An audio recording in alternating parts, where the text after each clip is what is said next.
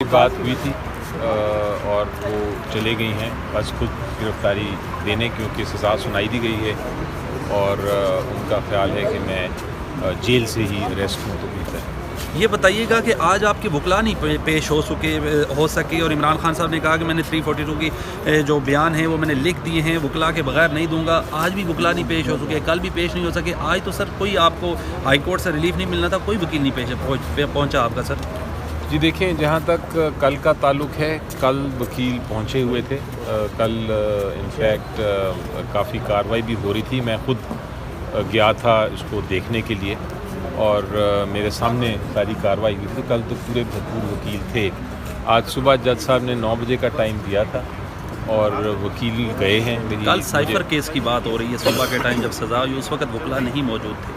جی، کل cipher case کی اگر آپ بات کر رہے ہیں تو وہ جو انفارمیشن ہے کہ سائفر کیس میں وکیلوں کو یہ کہا گیا تھا کہ آپ وکیل نہیں ہیں، آپ آ ہی نہیں سکتے اندر، تو کسی کو اندر جانے کی اجازت نہیں تھی۔ وکیل صاحب باہر بیٹھے تھے لیکن ان کو اندر جانے کی اجازت نہیں ملی، تو یہ نہیں آپ کہہ سکتے کہ وکیل نہیں تھے، آپ یہ کہہ سکتے ہیں کہ وکیلوں کو جانے نہیں دیا گیا۔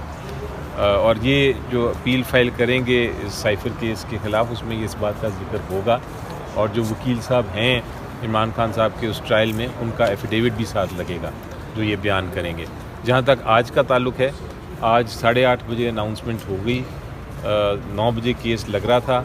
جو وکیل تھے عمران خان صاحب کے، ان سے میری بات ہوئی ہے، وہ کہہ رہے ہیں کہ ہمیں اندر نہیں جانے دیا جا رہا، ہمیں باہر ہی روکا ہوا ہے اور وہ ابھی تک باہر ہی ہیں جیل کے، ان کو اندر جانے کی اجازت نہیں دی۔ بدقسمتی سے یہ اوپن ٹرائل نہیں ہے، بدقسمتی سے یہ جیل میں ہے، تو جب تک جیل کے حکام جو ہیں وہ اجازت نہ دیں کسی وکیل کو اندر جانے کی، وہ نہیں جا سکتے۔ مجھے بھی جب جانا پڑتا ہے، مجھے باقاعدہ ان سے اجازت لینی پڑتی ہے اور پھر میں جا کے عمران خان صاحب سے مل سکتا ہوں، یا جو کارروائی ہے، جو کیسز چل رہے ہیں ان کی کارروائی دیکھ سکتا ہوں۔ بریسٹر صاحب، یہ توشہ خانہ کیس کیا تھا ایگزیکٹلی؟ مختصر سا بتائیے گا، اور عمران خان صاحب نے کہ واقعی اس میں کچھ خرد برد کی ہوئی تھی یا صرف یہ جال سازی اور یہ پولیٹیکل انجینئرنگ کے ذریعے کیا؟ اور وہ جو گفٹ تھا وہ انہوں نے توشہ خانہ کے رولز کے مطابق خریدا اور خریدنے کے بعد آگے بیچ دیا، لیکن جس قیمت پہ خریدا وہ قیمت بڑی کم تھی، یہ کہا جاتا ہے، اور اس کے لیے ان کا خیال ہے کہ یہ قیمت زیادہ تھی، اور وہ چونکہ قیمت زیادہ تھی اس لیے جو قیمت جس پہ خریدا اس میں جو ڈفرنس تھا، یہ جو اسٹیٹ ہے اس کو نقصان پہنچا اتنا، یہ کیس بنا ہے۔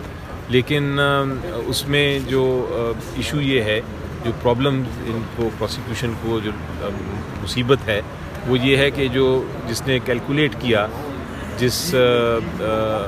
جو پروسیجر ہے توشہ خانہ کا کہ جو کیلکولیٹ کرتا ہے قیمت، وہ حکومت کے لوگ ہیں، ایف بی آر نے، اور حکومت کے جو منتخب اپریزرز ہوتے ہیں وہ کیلکولیٹ کرتے ہیں کہ قیمت کیا ہے۔ انہوں نے کیلکولیٹ کی اور ہمیشہ سے یہی ہوتا آیا ہے کہ وہ کیلکولیٹ کرتے ہیں اور اس قیمت کے مطابق خریدا جاتا ہے، تو ان کو یہ پرابلم ہے اور اسی لیے پروسیکیوشن کا کیس نہیں بن سکا، کیونکہ وہ کوئی ایسا ثبوت نہیں لا سکے جس میں وہ یہ دکھائیں کہ یہ قیمت ایکچولی زیادہ تھی یا عمران خان صاحب نے خود کسی طرح اس قیمت کو کم کرایا تھا۔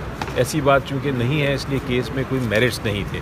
جب میرٹس نہیں تھے تو عدالت نے اس طرح کیا کہ انہوں نے کہا کہ بجائے میرٹس میں جانے کے، ہم ان کی کراس ایگزامینیشن کی جرا کی جو رائٹ ہے، جو حق ہے، وہ بند کر دیتے ہیں، ان کے وکیل کو جرا نہیں کرنے دیتے، ان کو کوئی شہادت پیش نہیں کرنے دیتے اور فیصلہ کر دیتے ہیں، پھر بعد میں دیکھیے۔ آپ ایک ممتاز قانون دان ہیں، آپ کے والد بھی ایک ممتاز قانون دان تھے۔ بریسٹر صاحب، پچھلے 5 سال پہلے دیکھا جائے یا 6 سال، 2018 میں الیکشن سے 17 دن پہلے میاں نواز شریف صاحب کو سزا ہو جاتی ہے، اور آج 8 دن پہلے عمران خان صاحب کو 2 کیسز میں سزا ہو جاتی ہے۔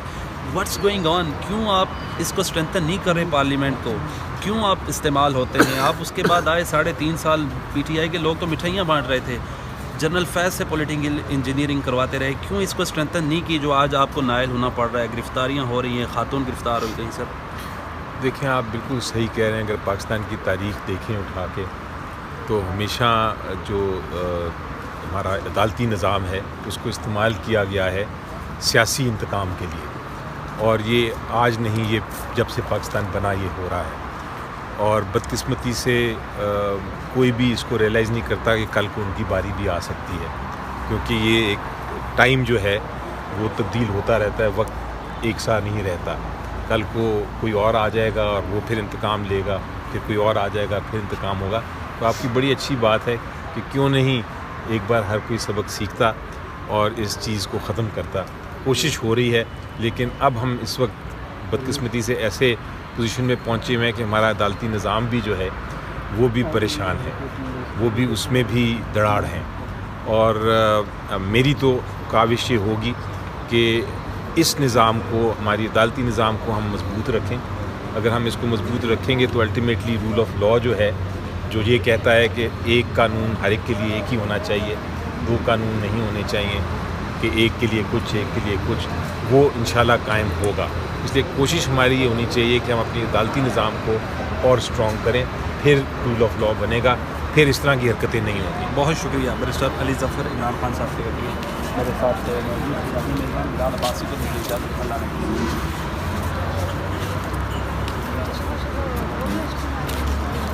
اس کو تو حکم 8:30 بجے سنا دیجیے، ادھر ہم آئے اس سے پہلے سنا دیے. وہ تو میزائل جیسے چلاتے نا ویسے چلا رہے ہیں.